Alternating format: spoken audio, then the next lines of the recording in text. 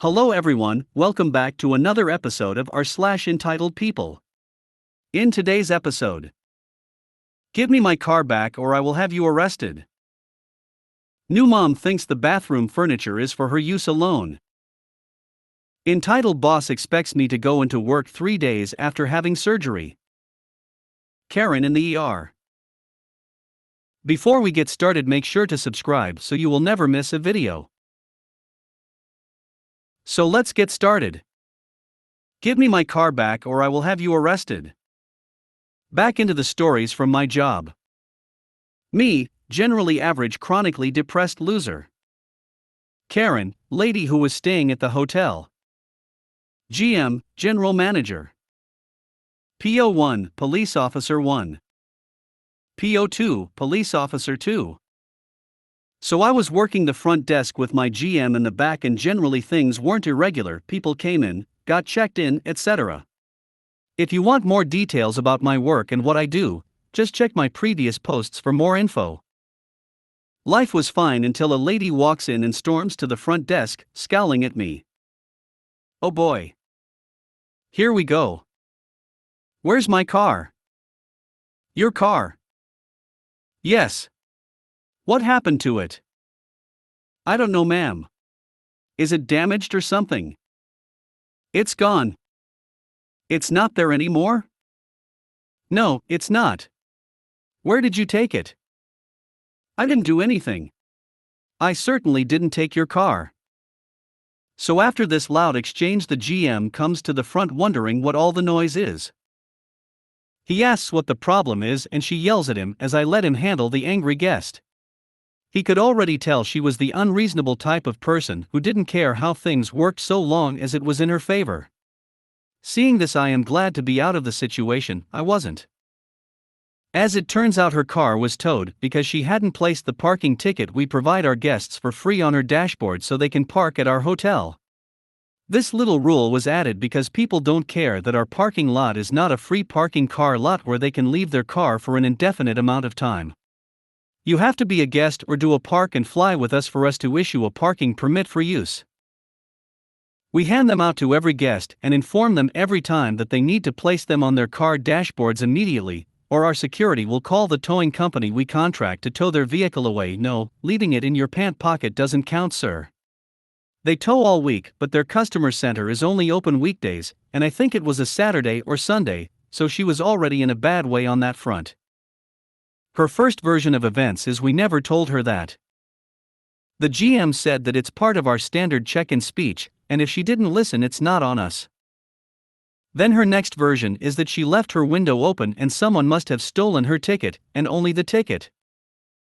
We call the towing company, and one of the few attendants mentions that when that vehicle was brought in with all windows closed, and they didn't see a ticket anywhere. We asked if it was possible for them to bring the vehicle back, so that we could just circumvent this whole issue, and get her to stop throwing a fit at the front desk. They were closed and didn't have any drivers available to do that as it was the weekend. Then my favorite, she turns to me and ignores the GM entirely and demands that I bring her car back or she will have me arrested for car theft. I give her the most WTF, are you serious? Look, I can, and my GM scoffs before saying we can't help her as the blame is solely on her. She storms off and I shrug, and my GM goes into the back thinking that she gave up. Well, if you read the cast of characters, then you can infer that I was wrong about that assumption. She comes a while later and flanked by 2 police officers, and a smug smirk firmly on her face as she pointed at me and said, "That's him. Make him give me my car back." They walk up to me and say, "Excuse me, we are here about a report on a car being stolen." I sigh and take a moment to pinch the bridge of my nose and give the lady a very deadpan glance before turning to the officers. "I assume Karen called you?" "Yes, she did." I roll my eyes and launch into an explanation of events and why her car has been towed, not stolen. Fortunately, the officers are very calm on the matter, and when they asked for more details on the towing company we have a contract with, they nodded in understanding. They did inquire if I called the company to return the car, and after saying we did, but they were closed, they walked back to her. I could even catch one of them mutter, "Why are we even here?" After they talked to her and her growing more and more outraged, she finally threw up her hands in frustration, stomped off to her room, and left the next day. She trashed the room, but we had her card on file, so we got the last laugh. New mom thinks the bathroom furniture is for her use alone. This happened years ago at my old job, but it came to my mind this evening. Our office lady's room had 2 stalls, a regular stall and a handicap stall. It also had a nightstand with a drawer and a cabinet underneath for storage, which was kept outside the stalls next to the sink. This was used to store toiletries, period supplies, and reading material. One of my coworkers had her first baby and immediately had a lot of attitude about it. Maybe someone told her she couldn't have a baby and a career or something, but she was super defensive right from the beginning. She had to breast pump during the day, and she chose to do it in the handicap stall in the ladies' room. A few times I would go in there, and I could hear her using the pumping machine in the stall. I also noticed that the nightstand was missing. Sure enough, later on I would find it in the handicap stall. So I would move it back out next to the sink. This happened several times. Nightstand would move into the stall, and I would move it back out. I should mention that she had put an office chair in the stall as well. After a week or so, my coworker sent an angry email to all the female employees that said something along the lines of, "Who keeps moving the nightstand out of the handicap stall? I need that nightstand to set my breast pump machine on while I am pumping my breast milk, and there is no other place in the office to do this. It is so rude that someone is moving the nightstand, it's creating an unsanitary environment for my pumping. This is supposed to be an inclusive, supportive office, yada yada." I wrote back a response to her only that said, "Hey, coworker, you may not have considered this, but that nightstand is the only storage in there for everyone who uses that bathroom. When it's in the handicap stall, and that stall is occupied, the nightstand and its contents becomes inaccessible to the rest of us. Perhaps you could put another chair in the stall to set your machine on instead?" She didn't respond, but the next day there was another chair in the stall, and the nightstand never moved again. Entitled boss expects me to go into work 3 days after having surgery. So I, 21F, work at an assisted living facility, and at all times there has to be at least 2 staff members in the building, per the law in my state. So I had a ganglion cyst on my wrist. It was there for about 2 months and poked twice.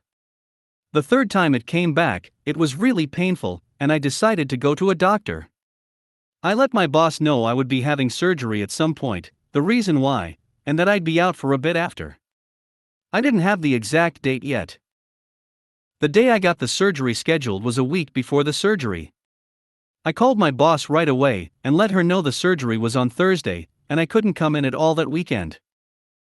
She called me the next day and asked if I could come in the day after my surgery and sit and do nothing while my mom, yes, I work with my mom, does all the work. I said no because I'd still be in pain and that wouldn't be fair to my mom. She said okay and took me off for Friday and Saturday. This was the Friday before my surgery, so I came into work on Wednesday, the day before my surgery, and looked at next week's schedule. She had put me on for the Sunday after my surgery, only 3 days after, so I texted her right away that I had already told her I couldn't come in that Sunday. She doesn't text me back. The next morning, as I'm checking in for my surgery, she calls me and asks me if I'm at school. I usually go to school on Thursdays. I said I was at the surgery center, and she said she forgot. She asked what I had texted her about because her phone had shut off. I told her that I saw I was on the schedule for Sunday even though I already told her I couldn't work that weekend. She tried to talk me into coming in anyway, and just to get my coworker to do all the work, cooking breakfast, washing dishes, passing out medications, etc., by herself. I said no because that wouldn't be fair to her. Eventually we hung up and I went into my surgery. My doctor wrote me a note saying I couldn't work again until Wednesday. So my boss called my mom and again asked if I could come in. She said no, and since I have a now from my surgeon, my place of work could be held liable if something were to happen to me. An entitled boss for defensive at this point, but stopped pressing the issue. This was after I got home and was still knocked out from the anesthesia. When I woke up, I emailed the note to my entitled boss and her higher up. She didn't respond, but the higher up did and was really nice. She just wished me a speedy recovery. I don't think the higher up knows what EB did, but I know the higher up has had the same surgery before, so she knows the pain and how you can't use your hand/wrist for a while after. Karen in the ER. So my boyfriend had a little accident at work today and needed some stitches. While we were waiting, a car stopped right at the entrance. We assumed they had someone disabled in the car and just wanted to load the out real quick and then find parking. Well, guess what? It was Karen, and she was alone in the car. She got out and waddled inside. Seriously, she walked like a pungling. If the dialogue seems a bit weird, that is because I left quite a bit out and only gave you the most important sentences, which I paraphrased to give you all the info you need. Or do you need 5 versions of "I am gonna sue you" etc.? A nurse filling put paperwork with us shouted at her. "Nurse, you cannot park there, that is for ambulances bringing in emergencies." "Karen, I will just be a minute, I just have a few questions." While she said that, she kept walking. "Nurse, be that as it may, this is for ambulances only. Seriously, you need to park your car away." Karen just waved her hands like swatting away an annoying fly and started to walk faster. Now the nurse suddenly talked in a very hushed voice so that only we could hear her, but Karen could not. "Nurse, we have our own tow car that can be here in 2 to 3 minutes. Move away now or your car is gone by the time you return. If a car is blocking an emergency entrance or exit, this can cost lives, so they are not messing around, even when most of the time they only tow people parking in the handicapped spaces for no reason." Then she winked at us and said, "You both heard me warning her, right?" Me, yes, loud and clear. "You warned her she would get towed." Nurse called security on her radio, and within 2 minutes they were there hooking her car up. We were still waiting when I suddenly heard a screech. "Karen, where is my car? I have places TOB." "Nurse, security is on their way, they will explain to you where it is." "Karen, they better bring my car, or I will call the police for theft." Nurse, seeing that security was already almost behind her, told her. "Nurse, I was calling after you, telling you that you cannot park there. This is for emergency vehicles. But you ignored me even when I shouted after you that you will be towed, and that this will be an expensive mistake." Karen lost it and tried lunging at the nurse, but the nurse just stepped back and security grabbed her, and so she hit the security guard instead. They tackled her and called the police. To make a long story short, police came, and we told them the nurse shouted after her that this is for emergency vehicles only, and that she will be towed several times, but Karen did not listen. Karen got arrested for assault and a whole bunch of other stuff. The nurse later brought us to the examining room and told us the assault was probably her biggest mistake. She only wanted to teach her a lesson by making her pay for the towing, but since they had to call cops, she will also get a ticket for blocking the entrance to an ER, and the fine for that is a lot higher than just the towing. Plus all the charges.